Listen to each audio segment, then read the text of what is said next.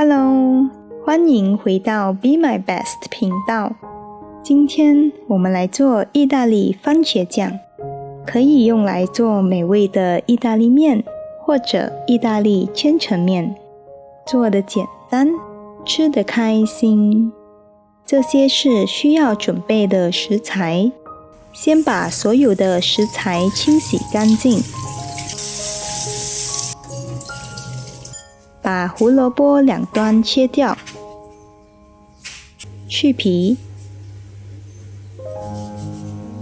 然后切成小圆块，放进锅里，加入滚开的水，设置烹煮10分钟。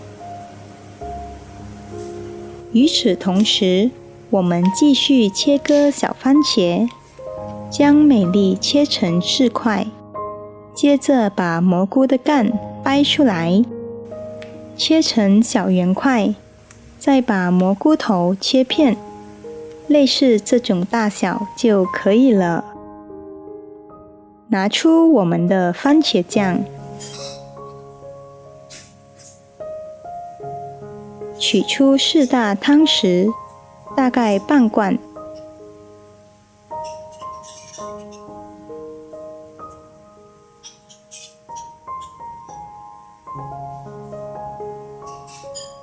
加入一点水，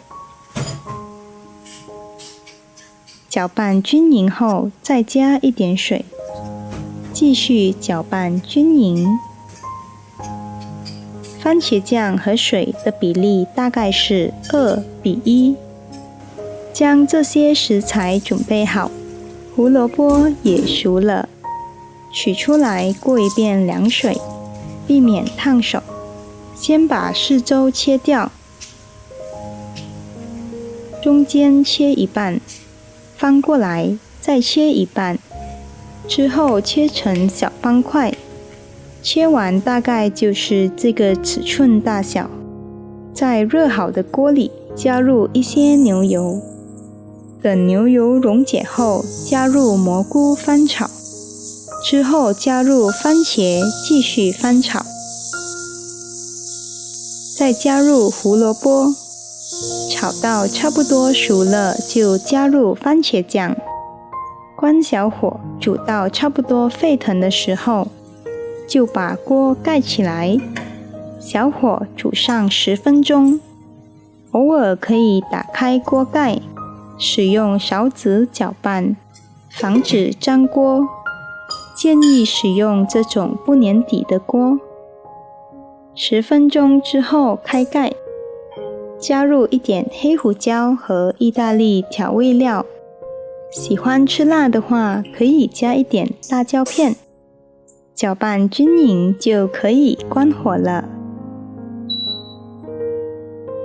将酱料铺放在煮好的意大利面上，撒上一点帕玛森奶酪，一顿美味的番茄酱意大利面就完成了。